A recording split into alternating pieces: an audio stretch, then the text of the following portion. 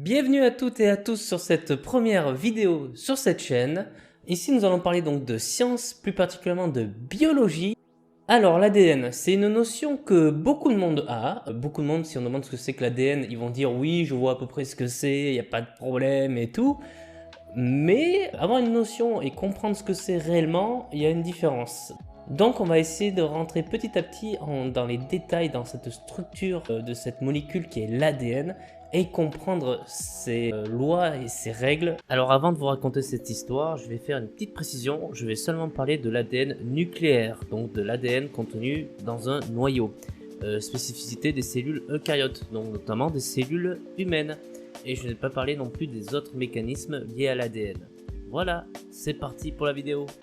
Alors, une des premières notions à avoir, c'est que l'ADN est intrinsèquement lié à l'hérédité. Mais pour parvenir à cette notion-là, et maintenant à cette vérité, que l'ADN permet de transmettre des facteurs héréditaires, on a eu un long chemin, enfin les scientifiques se sont bien foutus sur la gueule. C'est parti, venez avec moi, je vous emmène dans l'histoire merveilleuse de l'ADN. Alors, tout commence en 1860 grâce à une personne qui s'appelle Gregor Mendel. Gregor Mendel, le mec qui dit voici ma théorie, on a des facteurs héréditaires que l'on transmet donc de l'arrière-grand-parent ou même bien avant, dès qu'on était une bactérie peut-être, jusqu'à nos jours où nous pouvons transmettre nos facteurs héréditaires à notre descendance. Et donc lui il émet cette hypothèse là, on a des facteurs héréditaires qu'on doit transmettre de génération en génération pour la survie de l'espèce. Et là il commence donc par une théorie, on transmet des facteurs héréditaires. Comment? Je sais pas. Et donc là vous pouvez poser une question, qu'est-ce qu'un facteur héréditaire? Et un facteur héréditaire, ça peut être un trait ou une caractéristique que l'on transmet à sa descendance. Ça peut être quoi? La couleur de la peau par exemple, ça peut être aussi la couleur des yeux, ça peut être la couleur des cheveux, mais c'est malheureusement aussi la transmission de maladies héréditaires, comme la mycoviscidose actuellement. La mycoviscidose en fait, c'est une mutation sur un gène, donc c'est une mutation autosomique récessive. Ça veut dire autosomique, ça veut dire que ce n'est pas sur un chromosome sexuel, c'est un chromosome autosomal, donc voilà, il n'y a que deux chromosomes sexuels, le X et le Y. Et récessif, en fait, récessif, ça veut dire qu'en fait, il y a des gènes qui peuvent être dominants et d'autres récessifs. Donc les récessifs sont dominés par des dominants. Waouh, c'est très fort comme phrase ça.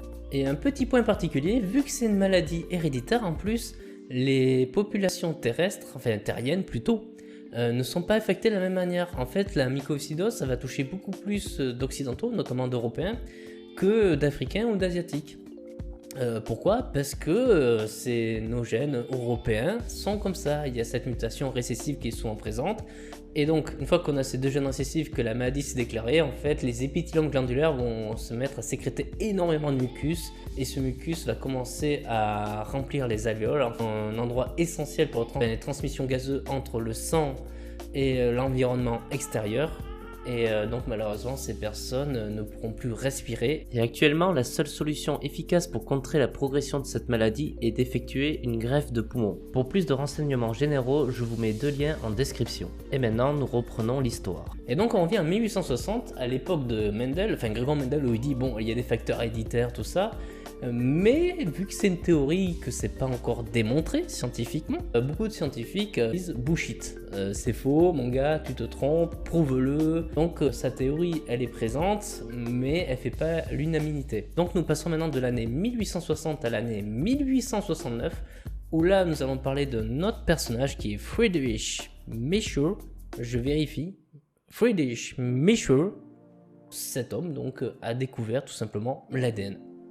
Voilà, lui il a découvert un filament qui est dans le noyau, et pas plus. Voilà, enfin pas plus, c'est déjà vraiment pas mal. Le mec a quand même découvert l'ADN, mais voilà, il connaît pas sa structure, il sait pas à quoi ça sert, mais grâce à lui on vient de faire un pas de géant. Et on passe tout de suite en 1875 où Walter Fleming a découvert lui la mitose, suivi de la méiose en 1890. Donc la mitose, très simplement, on va dire que ça sert à renouveler nos cellules, tout simplement en fait. En gros, ça permet de générer des cellules à la chaîne, à la suite. Vraiment, nos cellules meurent, il faut les remplacer. Voici, grâce à la mitose, on peut remplacer les cellules qui sont déjà mortes. Quant à la méiose, il s'agit d'un processus de double division cellulaire permettant la formation de gamètes, l'élément de base des cellules sexuelles. Vous savez, quand deux humains notamment se reproduisent. Et on va pas rentrer plus dans les détails. Pourquoi la mitose et la méiose, ça demande une vidéo à part entière. On va pas rentrer dans ce concept-là. Et donc, qu'est-ce qu'il fait, Monsieur Fleming? Tout simplement, il pointe un microscope sur une cellule et il dit, tiens, qu'est-ce que je vois-t-il pas? Et là, en fait, il voit une cellule où dessus, il voit des chromosomes.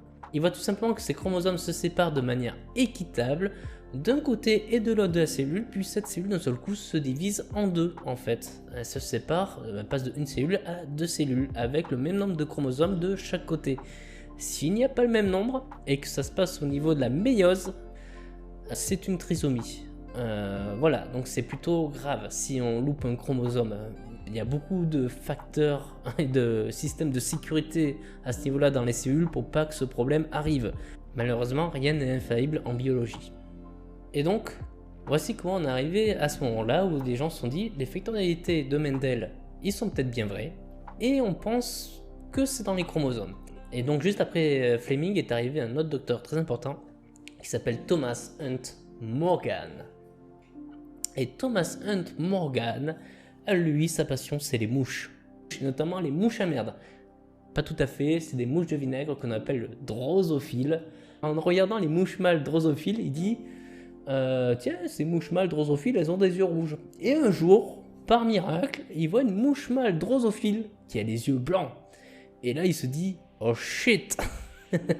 Et donc, grâce à différentes expériences, il va réussir à sélectionner le chromosome responsable de la couleur des yeux des mouches. Et donc là, il va mettre vraiment en évidence par l'expérience que les facteurs héréditaires se transmettent via les chromosomes. Et donc on remercie Thomas Hunt Morgan d'avoir démontré que les chromosomes transmettent ces facteurs d'hérédité, et on remercie aussi les mouches à vinaigre d'avoir participé à une meilleure compréhension de notre monde et de notre vivant.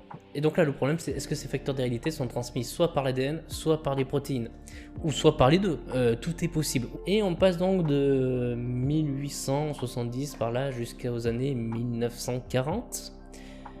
Donc à peu près 50 ans de scientifiques qui se foutent sur la gueule pour savoir si c'est les protéines ou l'ADN qui transmettent ces facteurs héréditaires.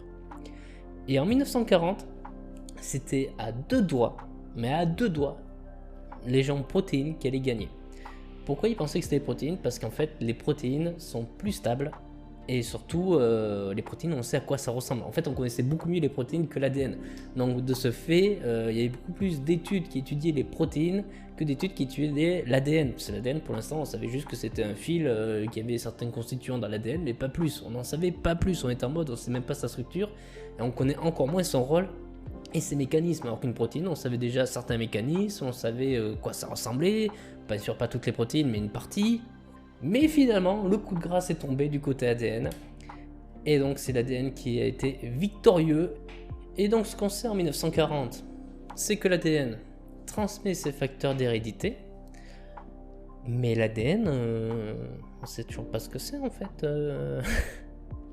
Et là, ça pose problème. Quelle est la structure de l'ADN? Et donc, qu'est-ce que c'est l'ADN? Donc, l'ADN d'abord, c'est un phosphate. Ce phosphate, en fait, il est relié à d'autres phosphates. Donc, en fait, c'est ce qui permet de faire la double hélice d'ADN, tout ça. Et après ce phosphate, il y a un sucre qui est le ribose et une base azotée. Et en fait, il s'avérait qu'il y a plusieurs bases azotées. Mais ça, on va y arriver après. Et donc là, ce phosphate, ce sucre, cette base azotée, ça forme le nucléotide. Et si on reste que sur la base azotée spécifiquement, on remarque qu'il n'y a pas une, pas deux, pas trois, mais 4 bases azotées, qu'on appelle ATCG. Or là, vous vous dites, se fout de notre gueule, il balance des lettres comme ça. Non, A pour adénine, T pour thymidine, C pour cytosine, G pour guanine. Et là, vous vous dites, putain, c'est casse-couille, c'est horrible comme nom et tout. ATCG, voilà, des bases azotées, A, T, C et G. Ouh là là, petite pause. Je vais donner une petite précision. Dans cette vidéo, je vais toujours dire T pour thymidine. Mais en fait, c'est pas thymidine, c'est thymine. Veuillez m'excuser de cette petite erreur. Donc c'est T pour thymine. Voilà, merci, on repart. Et donc ces 4 bases azotées, c'est le code. c'est le code de tous nos gènes, de toutes nos protéines. C'est ce qui permet en fait de produire tout ce que l'on est. C'est le code du vivant. Et c'est à partir de maintenant que survient un problème. Il faut comprendre ce code, les fameuses bases azotées, vous savez, les ATCG, parce qu'il y a peut-être une loi, une règle à suivre. Et c'est à ce moment-là qu'arrivent donc James Watson et Francis Crick, le 23 avril 1953, qui ont présenté la fameuse molécule CoA-C, où ils ont démontré la structure de l'ADN et ils ont expliqué le code de cet ADN. Donc, comment fonctionne ce code ATCG. Et ça, c'est très important. Ça a permis une énorme compréhension. Ces bases azotées ont une petite spécificité. C'est que cytosine et thymidine sont des pyrimidines. Et adénine et guanine sont des purines. Donc, le fait que ce soit des pyrimidines ou des purines fait qu'en fait, elles sont un peu différentes. Il y a un complexe supplémentaire pour les purines que les pyrimidines n'ont pas. Si je schématise cela en fait, si on met les deux purines ensemble, on voit que l'ADN est très large. Et si on met les deux pyrimidines ensemble, on voit que l'ADN est très fin. Le fait que ça passe de large à très fin ou que ça maintienne des gros cordons larges puis des gros cordons fins, ça pose problème. Et pas qu'un peu, parce qu'en fait l'ADN dans ce cas n'est plus linéaire et donc n'est plus stable et l'information peut être vraiment perdue. Parce que celui-ci en fait peut se rompre, peut se casser très facilement. Il faudrait une énergie colossale pour le maintenir tout le temps dans cette structure là. Par exemple, je vais faire une petite parenthèse, un endroit où il y a un déséquilibre permanent maintenu et voulu, c'est pour la transmission d'un message nerveux. En fait, le système nerveux utilise un état de déséquilibre entre différents ions, en fait, un endroit positif, un endroit négatif, et de cette manière on peut transmettre un influx nerveux. Par contre, pour maintenir cet état de déséquilibre, cela demande une quantité d'énergie colossale et c'est pour ça que le cerveau consomme beaucoup de ressources en sucre et en oxygène pour maintenir cet état de déséquilibre. Si on devait faire ça pour toutes les cellules parce qu'il y a de l'ADN dedans, parce que celui-ci est déséquilibré, il n'est pas linéaire, ça deviendrait, on serait vraiment une usine nucléaire à la fin en fait. Ça irait pas du tout quoi. Il est maintenant nécessaire de connaître les affiliations supplémentaires. En fait, pour l'instant, on sait qu'une purine doit aller avec une pyrimidine, mais on ne sait pas s'il y a une autre règle supplémentaire. Par exemple, est-ce que A va avec T ou est-ce que A va avec C, tout simplement. Cette purine A, en fait, avec quelle pyrimidine elle va se lier? Peut-être que, peu importe, elle va peut-être se lier avec les deux, ou peut-être pas en fait. Et donc ça, il faut le vérifier. Et donc, James Watson et Francis Crick, ils se sont aidés d'une étude qui a été réalisée un an avant la leur, donc en 1952, où c'est donc le chercheur Chargaff qui ont déterminé la proportion d'adénine, de thymidine, de cytosine et de guanine, donc de ATCG, dans une cellule. Alors ils ont étudié cela chez des êtres humains, mais aussi chez différents animaux, et ils ont remarqué qu'il y a une proportion qui se suivent assez bien entre une purine et une pyrimidine, et une autre purine et une autre pyrimidine. Et donc ils ont remarqué que l'adénine et la thymidine, dans différents modèles animaux dont l'être humain, elles ont à peu près les mêmes proportions. Et la cytosine et guanine aussi. Qu'on commence à avoir deux règles. La première règle, ça serait une purine avec pyrimidine, pour en fait permettre à l'ADN d'être une structure linéaire et donc stable. Et en plus, si on suit cette logique de proportion, on remarque que donc l'adénine qui est une purine se lie avec T qui est une pyrimidine. Donc en fait, elles suivent une structure A et T et C et G. Et donc quand James Watson et Francis Crick ont publié, ils ont démontré que l'ADN est donc une structure formée de deux brins d'ADN antiparallèles, donc qui vont dans les deux sens, en forme d'hélice hélicoïdale. Et voilà, le code a été en plus précisé, A et T ensemble, C et G de leur côté. Et donc de cette manière, on peut écrire un code presque infini. On peut écrire un nombre de A à la suite, on peut faire A, T, T, T, C, C, C, A, C, on peut revenir comme on veut en fait. Sur le brin, on peut écrire tout ce que l'on veut. Petite particularité, l'autre brin, donc le brin qui va dans l'autre sens, ça serait l'opposé. Si sur ce brin-là, il y a écrit A, sur l'autre brin, il y a écrit T. Si sur le brin, il y a écrit G, mais sur l'autre brin, il y a écrit C. Et là, je reviens sur un petit élément, c'est qu'on a 3,2 milliards de paires de nucléotides, donc 3,2 milliards de paires de bases azotées. Et la question, c'est est-ce qu'on utilise tout cet ADN? Tout simplement. Ok, on a tout cet ADN en nous, on a 2 mètres d'ADN dans une seule cellule. Est-ce qu'on l'utilise entièrement dans cette cellule? Eh bien la réponse est non. En fait, il y a une partie des gènes qui est exprimée, qu'on appelle le chromatine. En fait, c'est l'ADN décondensé. Et il y a une partie d'ADN très condensée, où là, on appelle ceci l'hétérochromatine parce que les gènes sont réprimés, ils ne sont pas exprimés. Alors ce phénomène de compression et de décompression d'ADN, il est joué par une structure, on a parlé précédemment.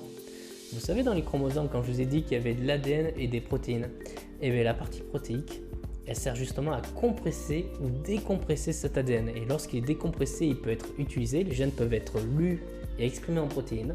Lorsqu'il est compressé, en fait, les gènes ne sont plus accessibles et ne peuvent plus être lus. Et le nom de ces protéines, ce sont les histones. Mais sans trop rentrer dans des détails et en prenant juste un paramètre tout simple, en fait, les histones, elles compactent ou elles décompactent l'ADN grâce à la méthylation ou à la déméthylation. Ce qui fait que lorsque l'ADN est décompacté, certaines protéines et certains facteurs de croissance peuvent atteindre et accéder à l'ADN pour que celui-ci soit lu ou entretenu. L'ADN et les protéines aussi jouent un rôle très important car tout l'ADN n'est pas utilisé. En fait, il faut imaginer que tous les gènes que l'on possède dans notre génome, donc dans notre ADN, ils viennent de tous nos descendants. Quand on était dans un stade de petit mammifère, une petite souris, je sais pas, ou de grands singes, tous nos ancêtres ont laissé des gènes et ces gènes-là sont plus ou moins éteints suivant leur utilité. Ce qui fait que 98,5% de notre ADN est sous forme hétérochromatine, ce qui veut dire qu'il ne peut être lu. Et donc on utilise juste 1,5% de notre ADN. Or bien sûr cela change suivant le stade de notre vie, si on est à un stade embryonnaire ou un stade plus avancé adulte, certains gènes vont être exprimés et d'autres réprimés. Certains gènes sont utiles de nos jours, malheureusement ils sont réprimés. Donc il serait intéressant peut-être de les réactiver par des modifications génétiques, mais ça toujours pareil, c'est la loi d'éthique et de bioéthique. Et pour l'instant, donc dans le bénéfice du doute, on ne prend pas de risque et on refuse de faire toute modification génétique. Et donc nous venons de voir la découverte de l'ADN et de son rôle, donc qui est le support des facteurs héréditaires et la transmission des facteurs héréditaires à nos descendants. Je vous remercie pour votre écoute. N'oubliez pas de partager la vidéo, de commenter aussi. Vous pouvez commenter, me préciser si la vidéo est bien trop lourde ou si cela vous convient. En fait, vous pouvez me préciser tous les changements à apporter pour que je m'améliore et pour que les prochaines vidéos soient en fait mieux, que vous appréciez plus les prochaines vidéos. Dans ce cas, n'oubliez quand même pas de mettre un petit pouce bleu et en attendant la prochaine vidéo, je vous souhaite une bonne journée. C'était ma chaîne, j'ai toujours pas créé, donc j'ai pas de nom, donc je vais le faire juste après. Ouais, je fais un peu les choses à l'envers. Ouais, et alors, qu'est-ce que vous allez faire? Qu'est-ce que vous allez faire? Allez, ciao les gars!